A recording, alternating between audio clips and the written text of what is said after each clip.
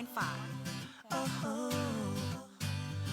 I see the stars in the sky, I feel as though the heavens are calling.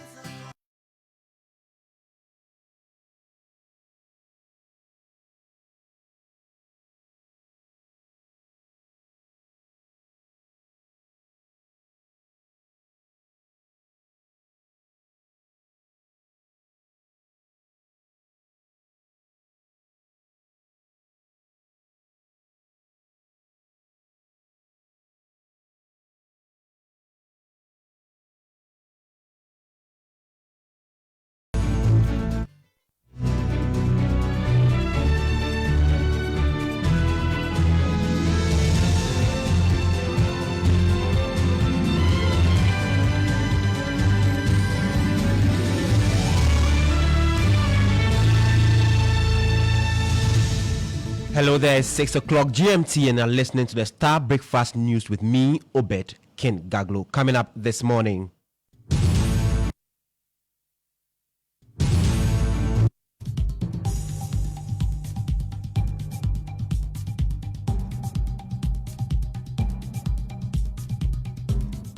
Executive Director of the Ghana Integrity Initiative, Mary Ada, demand terms of reference for newly assembled anti-corruption preparatory team as she expresses fear of possible redundancy like many anti-corruption agencies, and also ahead 17 boxes of suspected gold intercepted at the Aviance terminal at the Kotoka International Airport on Tuesday night have been deposited at the Bank of Ghana for safekeeping until after 7 January. And minority charges incoming Mahama administrations to reverse last-minute appointment by Akufo-Addo government following an attempt to replace Chief Director of the Roads and Highways Ministry, who recently retired. And later in the bulletin, government analyst backs last-minute recruitment and procurement carried out by outgoing government as he argues there is no legal basis in the Presidential Transition Act. If you go through the act, there's nowhere that the act says the government of the day must call to the transition team to inform them about whatever they are doing. There's nothing like that. There's no provision like that in there. We have details of these and many other stories coming up shortly. Do stay.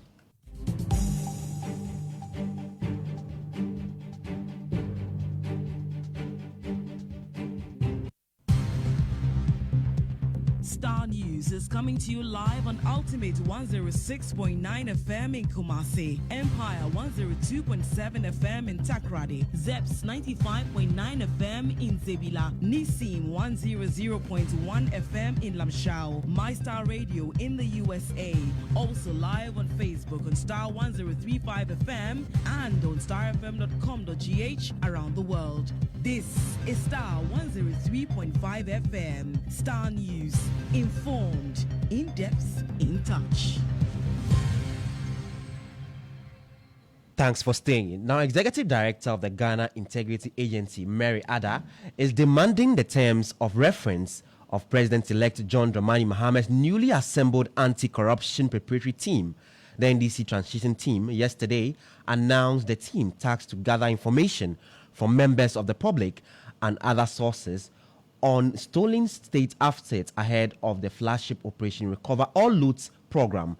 But speaking to Star News, Mary Ada expressed fears of a possible redundancy like many anti-corruption agencies.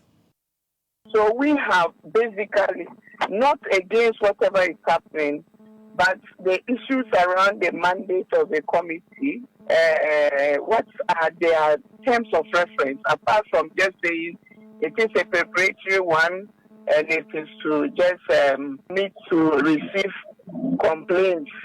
Is that all they would be doing? We would need more information because as the President-elect has said on several platforms, sunshine is the greatest disinfectant to every darkness. So we want to know, and knowing that would also help us.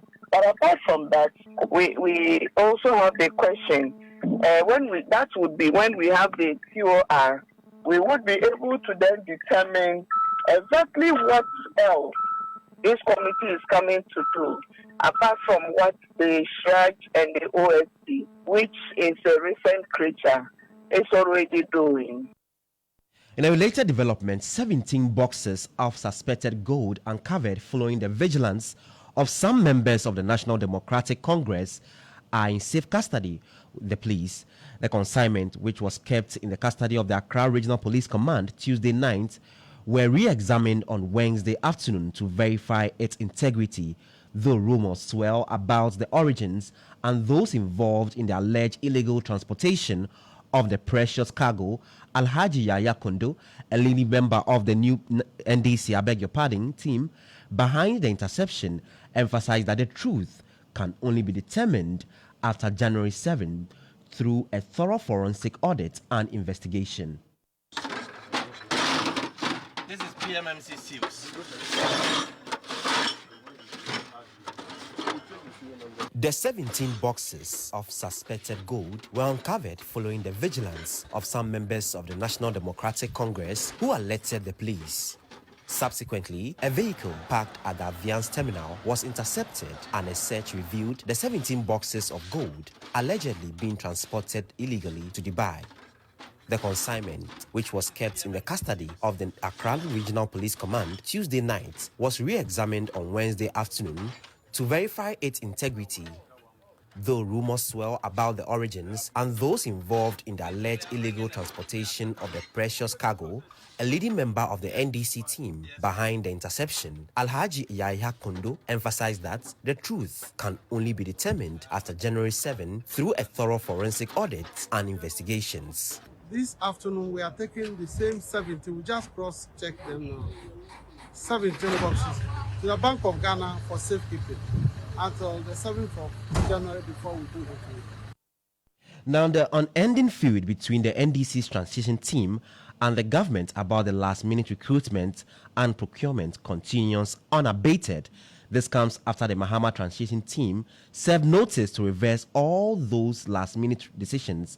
The transition team also accused the government of acting in bad faith. According to them, the contrary to the earlier agreement to discuss and vet such payments and recruitment, they have been done unilaterally by the outgoing government. However, governance analyst Dr. Frederick Odro says there is no legal basis in the Presidential Transition Act for outgoing government to report exactly what they are doing. Have a listen. No, the point is that you see, when, like you say, when the boot is on the other foot, if Mr. Fusu Kwasio Fusu believed it was right then, why is he then complaining now? Right.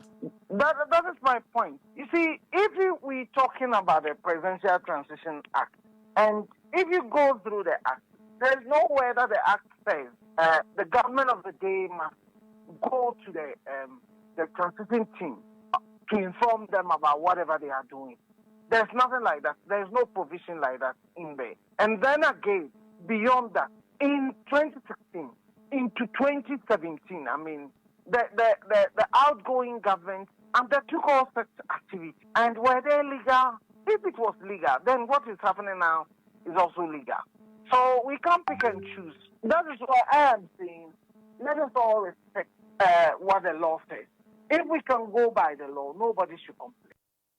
Still the transition process, the minority in parliament has charged the incoming Mahama administration to reverse all last-minute appointments and recruitment being carried out by the outgoing Nana Addo administration. The NDC MPs, for instance, have flagged a decision by the government to appoint a new chief director of the Ministry of Roads and Highways a day after his retirement. Addressing the media, Minority Chief Whip Gavins Kwame Abuja warned against such developments. There's a new one happening, which is people who have retired.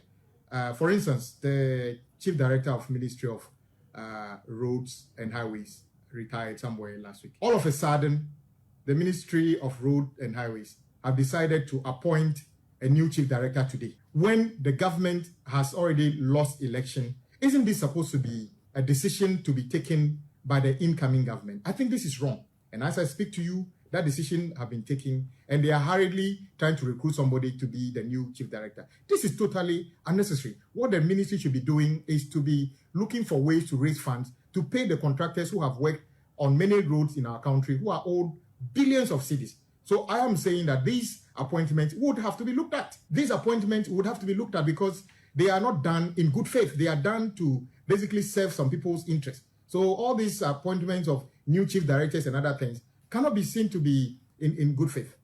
The Adaklu MP further warned against the signing of a contract for the e-gates at the Terminal 3. According to him, the public officials involved will be dealt with by the incoming administration. The warning is this. This is an illegality. Do not proceed. And every civil servant who is involved in a hasty decision to sign an agreement with this entity, I have decided not to mention the entity, but this entity specializes in getting soft money from DVLA, Passport Office, National Identification Authority, and other things. This time round, it's not going to happen. So, Bank of Ghana, Ministry of Finance, Ghana Immigration Service, by the laws that we pass in this house, that activity was not supposed to be, an operation by Ghana Immigration Service. It's an integrated service that is supposed to be provided at the airport. There's no need for us to do what they are doing. So the e-gate cannot be $147 million, just the provision of service, when the entire airport costs $250 million.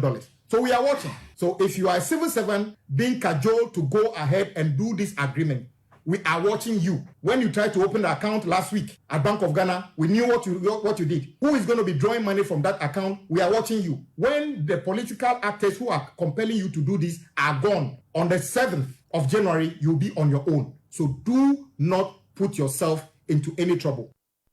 Still in Parliament, First Deputy Speaker of Parliament Joseph Osei-Owusu has made a strong case for the current Majority Leader Alexander Panyumaking to be maintained as the leader of the MPP caucus when the 9th Parliament is inaugurated on January 7th, 2025.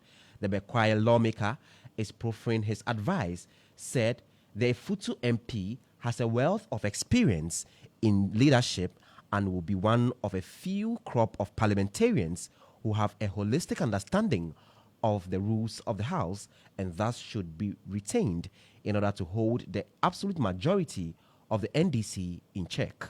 Own actions and inaction. You can tell that when Che was the minority leader and majority leader, he stood out very clearly. But it did not happen by accident. He started as a chief whip and grew up to become a leader. The longevity brings experience and clarity. So I would not support any request for a new person to be brought into the picture now.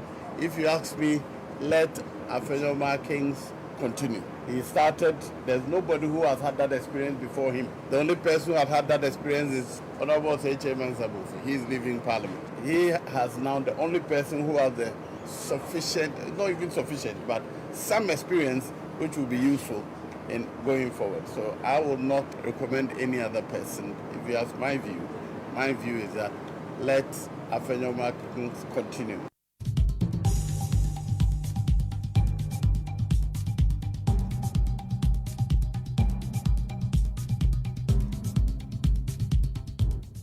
And this is how we wrap up this morning's bulletin. Grateful for your time. My name is Obed Kingaglu. For more news, log on to starfm.com.gh. Up next, a sport with Jones Aji. Have a blessed day.